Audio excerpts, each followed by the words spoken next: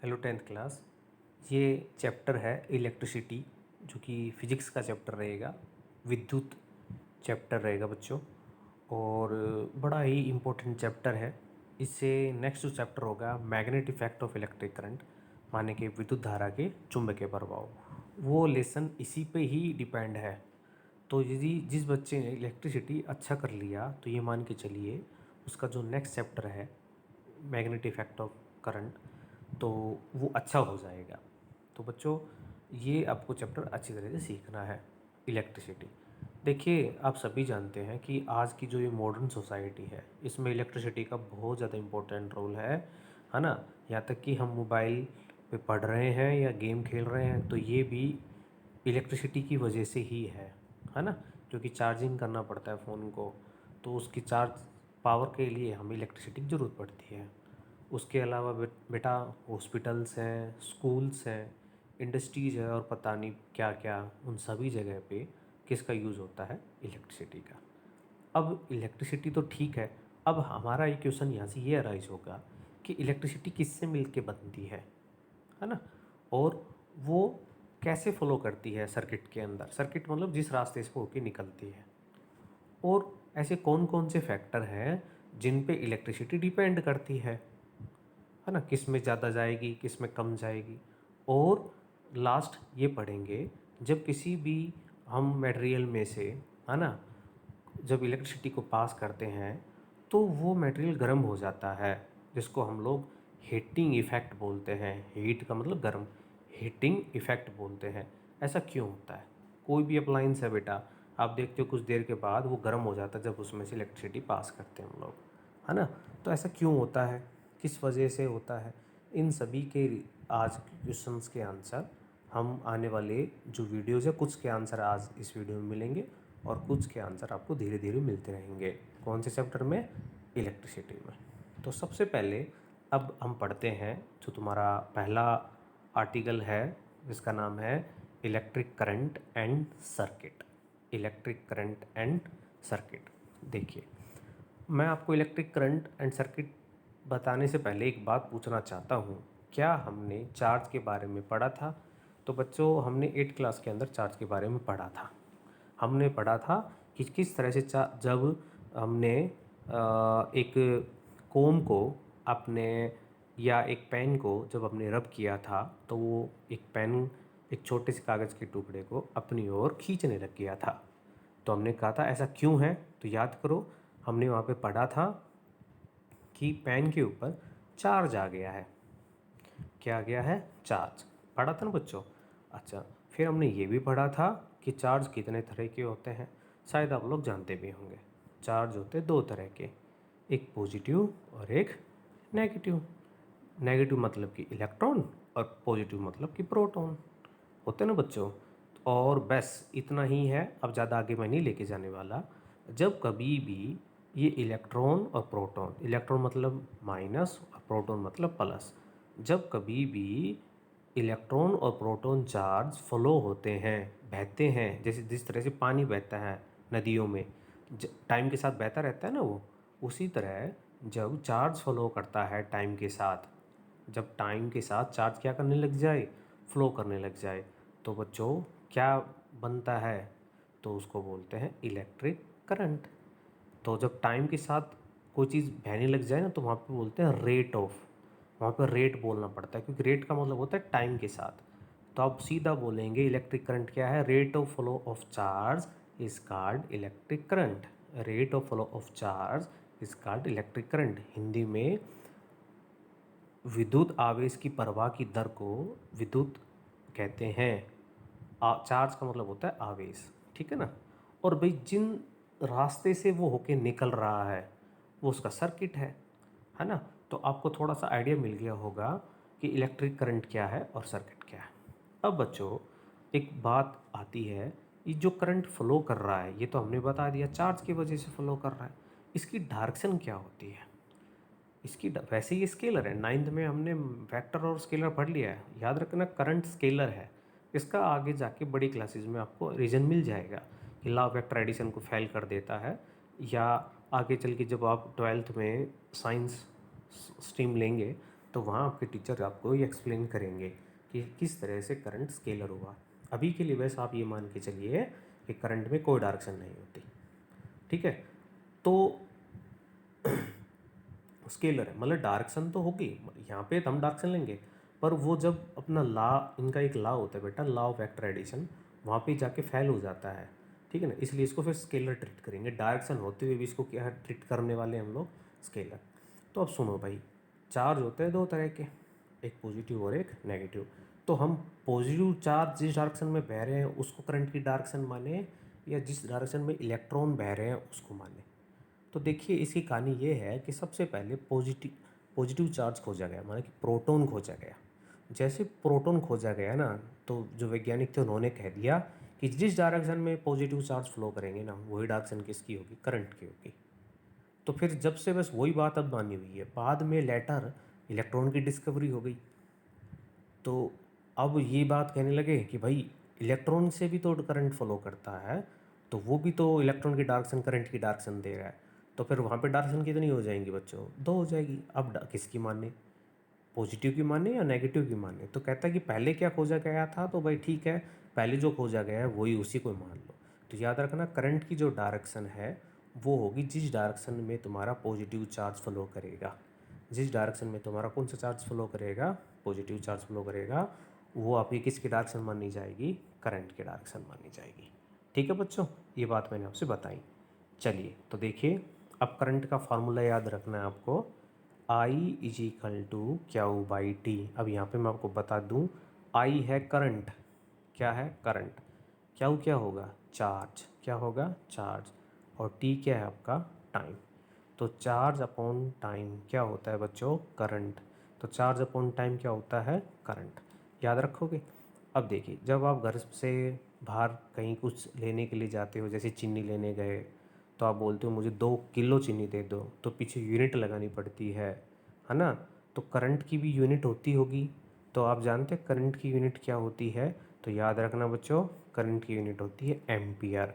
क्या रहती है बच्चों, एम्पियर। देखो ये रही, express by unit called ampere, और एम्पियर को किससे लिखते हैं बच्चों, ए से, ठीक है ना। ये एक फ्रेंच साइंटिस्ट था, उसके नाम से एंड्रे मैरी एम्पियर, ठीक ना, उसके नाम से नाम रख दिया गया एम्पियर, ठीक है।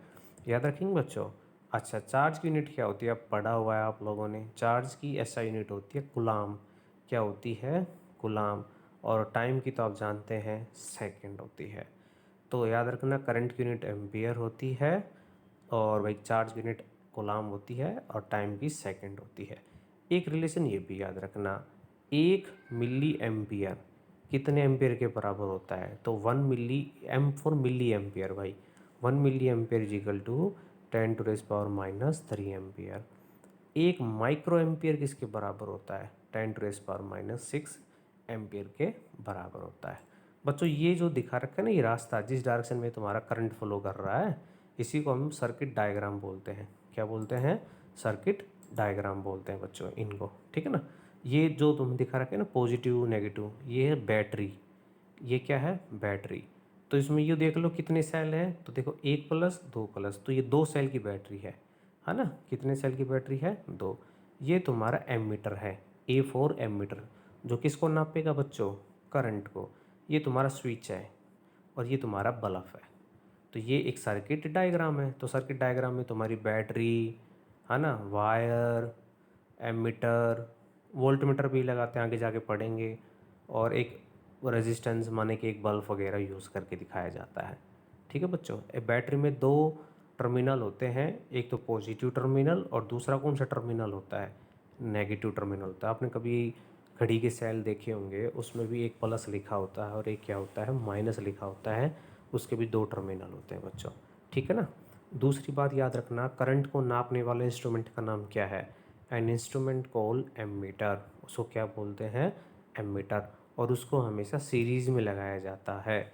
सीरीज़ का मतलब क्या होता है बच्चों, माने कि उसको कोई अलग से नहीं लगाना, कहीं जिस रास्ते से करंट जा रहा है उसी रास्ते में लगाएंगे। जैसे यहाँ से देखिए, यहाँ से करंट आया और नीचे चला गया, तो इसी रास्ते में लगा दिया एमीटर। आप इसको यहाँ पे भी लगा सकते हो, पर रास्ते में लगाना पड़ेगा, ऐसा नहीं कि आपने अलग से कहीं और लगा दिया, ठीक है ना, वो गलत हो जाएगा भाई। तो याद रखना बच्चों, कि एमीटर क्या काम करता है, करंट को नापने का काम करता है, और ये सीरीज में लगाया जाता है। दो कॉम्बिनेशन होता है, आपको मैं बताऊं। एक तो होता है पैरेलल। पैरेलल का मतलब है कि जैसे कि इसी के ऊपर लगा दिया, अलग से एक ऊपर कर दिया, वो पैरेलल हो गया। जैसे कि रेल की पटरियाँ नहीं होती हैं, एक के साइड में एक ऐसे, तो पर इसमें पैरेलल नहीं होगा। एमीटर किस में लगाया जाता है, सीरीज में, मतलब इसी के रास्ते में लगाया जाता है। उम्मीद है आपको यहाँ पे समझ में आया होगा। न्यूमेरिकल चाहो तो देख लो। क्यू की वैल्यू निकालनी है। आई दे रखा है 0.5, टाइम दे रखा है 10 मिनट, मिनट को सेकंड में बदल देंगे 600 सेकंड।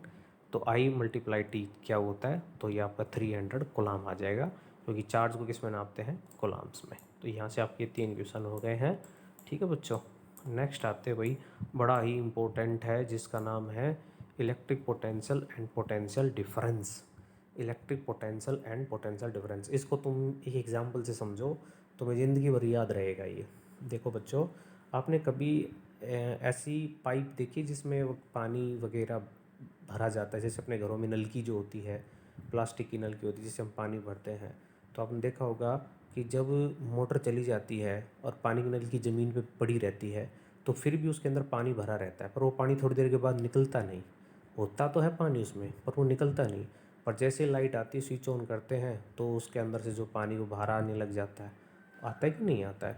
तो आपने एक बात बताइए मेरे से, ऐसा क्यों हुआ कि जब एक नलकी में पानी भरा हुआ फर्श पर डाल दिया रखी जाती है, तो कुछ देर के बाद पानी नहीं आता, दूसरी दोनों एंडों पे कहीं पे भी नहीं आता, ना उस एंड पे आता है ना उस एंड पे आता है। क्यों नहीं आता भाई, बताइए। तो इसका रीज़न ये है बच्चों, क्योंकि दोनों जगह प्रेशर एक जैसा हो गया। वहाँ पे प्रेशर एक जैसा है और दूसरी ओर भी प्रेशर क्या है, एक जैसा। इट मीन्स एक नलकी में पानी तभी फ्लो करेगा जब दोनों एंड पर प्रेशर का क्या हो, डिफरेंस हो। क्या हो, जब बच्चों दोनों एंड पर प्रेशर का क्या हो, डिफरेंस हो। उसी तरह मेरी बात ध्यान रखना, उसी तरह एक वायर में चार्ज तभी फ्लो करेंगे जब प्रेशर का क्या हो, डिफरेंस हो।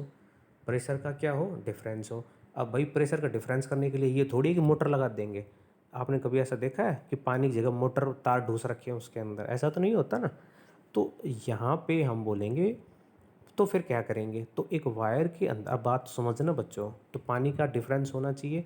उसी तरह वायर के अंदर फ्लो, चार्ज का फ्लो करवाना है, तो वहाँ पे भी डिफरेंस होना चाहिए, और उसका नाम क्या होगा, पोटेंशियल डिफरेंस। क्या होगा, पोटेंशियल डिफरेंस। तो पोटेंशियल डिफरेंस क्या काम आता है, सीधी सीधी बात बताओ। बस सीधी सीधी बात ये है सर, कि पोटेंशियल डिफरेंस चार्ज को फ्लो करवाता है। इसकी वजह से ही वायर के अंदर से चार्ज क्या होते हैं, फ्लो होता है। जिस तरह से पानी के अंदर से, नलकी के अंदर से पानी मोटर फ्लो करवा रही है, उसी तरह एक वायर में चार्ज फ्लो करवाना है, चाहे वो इलेक्ट्रॉन हो चाहे वो प्रोटॉन हो। कौन फ्लो करवाएगा, पोटेंशियल डिफरेंस। और ये पोटेंशियल डिफरेंस हम कहाँ से लाएंगे, या तो बैटरी ले लो। बैटरी, जो आपने सेल देखे हो ना, वो सेल क्या काम करते हैं, वो पोटेंशियल डिफरेंस बना देते हैं बच्चों, जिससे चार्ज फ्लो होने लग जाता है। सेल नहीं है तो बैटरी ले लो, बैटरी से भी ये काम किया जा सकता है। तो ये सभी क्या काम करते हैं बच्चों, पोटेंशियल डिफरेंस का पैदा करते हैं, जिससे कि सर्किट में क्या होने लग जाता है, करंट फ्लो। अब पोटेंशियल डिफरेंस को हम वी से लिखते हैं बच्चों, किससे लिखते हैं, वी से। और ये किसके बराबर होता है, डब्लू बटे क्यू। याद रखेंगे बच्चों, potential difference is equal to W upon में क्यू। अब चाहे डब्लू क्या है, तो वर्क है, कितना वर्क हुआ, कितना कार्य किया, अपॉन में क्यू तो आप सभी जानते हैं क्या होता है भाई, चार्ज। और पोटेंशियल डिफरेंस को नापने के लिए एक इंस्ट्रूमेंट है जिसका नाम है वोल्ट मीटर। सब बोलेंगे मेरे साथ, क्या नाम है उसका, वोल्ट मीटर। और ये भी किसी के नाम से रखा गया है, वोल्टा के नाम से, एक इटालियन फिजिक्स था, ठीक है ना, उसके नाम से वोल्ट मीटर रखा गया है। याद रखेंगे बच्चों। तो वोल्ट मीटर, अब ये सीरीज़ में लगाया जाता है, पैरेलल में लगाया जाता है। तो एमीटर को तो हमने किस में पढ़ा था, सीरीज़ में, पर वोल्ट मीटर किस में लगाया जाता है बच्चों, पैरेलल में। याद रखना बच्चों, the potential difference is measured by means of instrument is called volt meter. और वोल्ट मीटर को हम किस में लगाते हैं, पैरेलल में। तो देखो अब formula V is equal to W upon Q है, तो W इजिकल टू किसके होगा, V क्यू के बराबर होगा। V की वैल्यू कितनी दे रखी है, वोल्ट। अच्छा एक बात और बताऊँ, पोटेंशियल डिफरेंस की, ये पोटेंशियल डिफरेंस ही कैसे पता लगेगा रहेगा, इसके पीछे V लिखा मिलेगा। तो ये V की वैल्यू है, मतलब V है और V पीछे मिलेगा। और क्याऊ है तो सी मिलेगा। तो ये क्याऊ दे दिया, ये वी दे दिया, दोनों मल्टीप्लाई कर दीजिए 24। और वर्ग को किस में नापते हैं हम लोग? जूल में। तो ये तुम्हारा क्या हो जाएगा? वर्ग निकल जाएगा। ये तुम्हारे 3 क्वेश्चन हो गए। आया बच्चों समझ में? नेक्स्ट है सर्किट डायग्राम।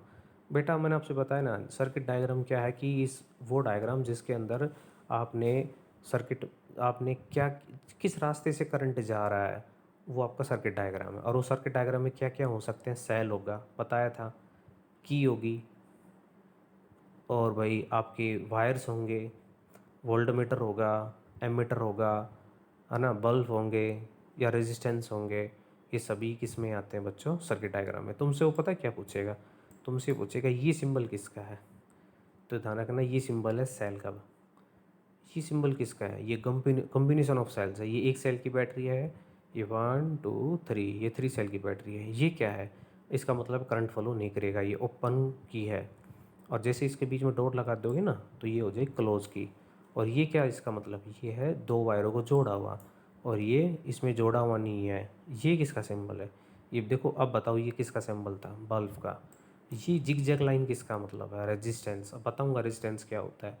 और ये जिग जैग लाइन के ऊपर ये क्या है? तो ये है वेरिएबल रेजिस्टेंस, जिसका दूसरा नाम रियोस्टेट है। दोनों एक ही बात है, या तो क्रॉस कर दो या ऊपर से ऐसे डाल दो। इसका नाम रियोस्टेट है या फिर रेजिस्टेंस है। ये एमीटर और ये वोल्टमीटर। बताइए इतना समझ में आया कि नहीं आया? मैं आपको रेजिस्टेंस बता रहा हूँ क्या होता है। देखो, अभी थोड़ी देर पहले जब मैंने टॉपिक स्टार्ट किया था तो मैंने आपसे एक बात कही थी कि जब भी हम कोई भी अप्लाइंस लेके आते हैं और उसमें हम करंट पास करते हैं, कुछ देर के बाद वो गर्म हो जाता है, होता नहीं? वो किसकी वजह से होता है? रेजिस्टेंस की वजह से। किसकी वजह से बच्चों? रेजिस्टेंस। आप बोलोगे रेजिस्टेंस क्या है? तुम ये समझ लो, जिस तरह से सड़क के ऊपर जो ब्रेकर होते हैं जो स्पीड को क्या कर देते हैं? रोक देते हैं ना। उसी तरह जब वायर में से करंट चार्ज फ्लो करता है ना, तो उनको रोकना पड़ता है, कोई रोकता है ना। उसका नाम है ब्रेकर नहीं, उसका नाम है रेजिस्टेंस। क्या नाम है? रेजिस्टेंस। इसका मतलब ये है, ये रुकावट है ना। किसके किसके किसके रास्ते में? चार्ज के रास्ते में। उसी को क्या बोलते हैं? रेजिस्टेंस बोलते हैं। अभी आगे आएगा, मैं तो आपको वैसे आइडिया दे रहा हूँ। तो तुम जब कभी भी रेजिस्टेंस पढ़ो तो समझ लेना, ये एक पदार्थ का वो गुण है जिसमें वो अपने अंदर से चार्ज को फ्लो करने से क्या करता है? रोकता है। आपने देखे होंगे अपने घर के अंदर बाहर जो वायर्स जा रहे हैं वो भी बहुत गर्म हो जाते हैं। क्यों? क्योंकि उस पदार्थ के जिससे वो मिलके बना हुआ है, जैसे तांबे का तार है या फिर वही एल्युमिनियम का तार है, उसका ये गुण है कि वो अपने अंदर से करंट को चार्ज बहने नहीं देना चाहता, है ना। जैसे एक एक ऐसा पदार्थ अब आता है कि ऐसा कौन सा पदार्थ है जो बिल्कुल कम रोकता है चार्ज को अपने अंदर से? तो वो चांदी है। इसलिए सबसे बढ़िया, यदि तुम्हें यदि मटेरियल चाहिए जिसमें अंदर से करंट बहुत अच्छा पास हो, तो उसका नाम रेजिस्टेंस है। तो उसका नाम है चांदी, सॉरी रेजिस्टेंस बोल गया। तो एक बात ध्यान रखना बच्चों, जो अपने अंदर से करंट को फ्लो करने दे वो तो है कंडक्टर। क्या बोलते हैं? कंडक्टर। और जो अपने अंदर से करंट को फ्लो ना करने दे ना, उसका नाम है इंसुलेटर। क्या नाम है बच्चों उसका?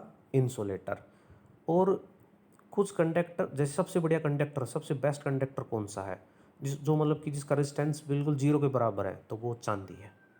और भाई इंसुलेटर, जो अपने अंदर से करंट को पास ना करने देते, जैसे लकड़ी है, प्लास्टिक है, ये अपने अंदर से करंट को पास करने देते हैं? नहीं करने देते। क्यों? इनका रेजिस्टेंस बहुत ही ज़्यादा है। जिसका रेजिस्टेंस बहुत ज़्यादा होगा वो अपने अंदर से करंट को पास नहीं करने देगा, वो इंसुलेटर मिलेंगे। और जिनका रेजिस्टेंस बहुत कम है और वो अपने अंदर से करंट को पास करने देंगे, वो सभी आपके क्या मिलेंगे बच्चों? कंडक्टर मिलेंगे। तो याद रहेगा ये चीज़ें। और आज लास्ट पढ़ते हैं ओम्स लॉ। भाई बहुत इंपॉर्टेंट है, पेपर में मान के चलो आएगा ही आएगा। तुम सीधी सीधी मेरे को बात बताओ, एक जगह तुमने देखा लिखा हुआ था 12,000 वोल्ट डेंजर। जैसे अपने स्कूल के पास लाइट के जो लाइट निकली हुई है वो बहुत हाई वोल्टेज पे गई हुई है। तो एक तो लिखा हुआ है जो, एक तो लिखा हुआ है 11,000 वोल्टेज, एक लिखा है 50,000 वोल्टेज। तो आप बता सकते हो करंट ज़्यादा किस में होगा? ओबियसली आप सीधा बोलोगे सर 50,000 में ज़्यादा होगा। इसका मतलब ये हुआ कि वोल्टेज बढ़ गई तो करंट भी क्या हो गया? बढ़ गया। वोल्टेज बढ़ गई तो करंट भी क्या हो गया, बढ़ गया। वोल्टेज घट गई तो करंट भी क्या हो गया, घट गया। अब बात बताइए, जब एक चीज़ बढ़े और दूसरी चीज़ भी बढ़ती जाए तो उसको हम, उस रिलेशन को हम बोलते हैं डायरेक्टली प्रोपोर्शनल। क्या बोलते हैं बच्चों, डायरेक्टली प्रोपोर्शनल। इट मीन्स जो वोल्टेज है V, आपने पढ़ लिया पोटेंशियल, है ना, पोटेंशियल डिफरेंस पढ़ लिया ना, V, वो डायरेक्टली प्रोपोर्शनल होता है किसके बच्चों, I के। देखिए जैसे कि यहाँ पे ये रहा, जो V होता है वो डायरेक्टली प्रोपोर्शनल होता है I के। अब इसको हम इक्वल में बदलना चाहते हैं, किस में बदलना चाहते हैं, इक्वल में। तो यहाँ पे एक हम कांस्टेंट देंगे और उस कांस्टेंट का नाम क्या है, ये रहा देखो, उस कांस्टेंट का नाम क्या है, R। और R का मतलब क्या है, मैंने आपसे बताया था, R का मतलब है रेजिस्टेंस। रेजिस्टेंस क्या नाम है, रेजिस्टेंस। और ये रेजिस्टेंस क्या है बच्चों, करंट की रुकावट, करंट को फ्लो करने से क्या करता है, ये रोकता है। तो फार्मूला याद रखेंगे, V is equal to I R, V is equal to I R. और इसी को हम क्या बोलते हैं, ओम्स लॉ। क्या बोलते हैं भाई, ओम्स लॉ। अब देखो, यदि कोई चीज़ डायरेक्टली प्रोपोर्शनल होता है तो 9th क्लास में बताया तो उसका ग्राफ कैसा होता है, स्ट्रेट लाइन।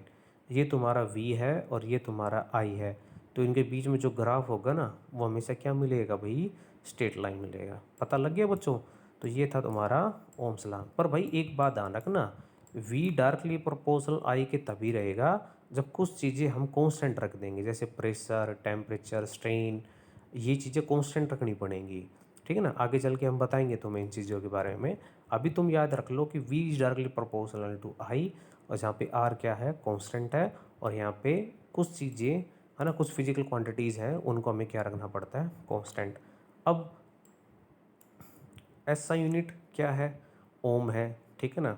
और इसको इस तरह से लिखा जाता है, रेजिस्टेंस की यूनिट। देखो मैंने आपसे बताया कि करंट की एम्पियर, पोटेंशियल की वोल्ट, है ना, चार्ज की कूलम, और भाई रेजिस्टेंस की क्या होगी, ओम।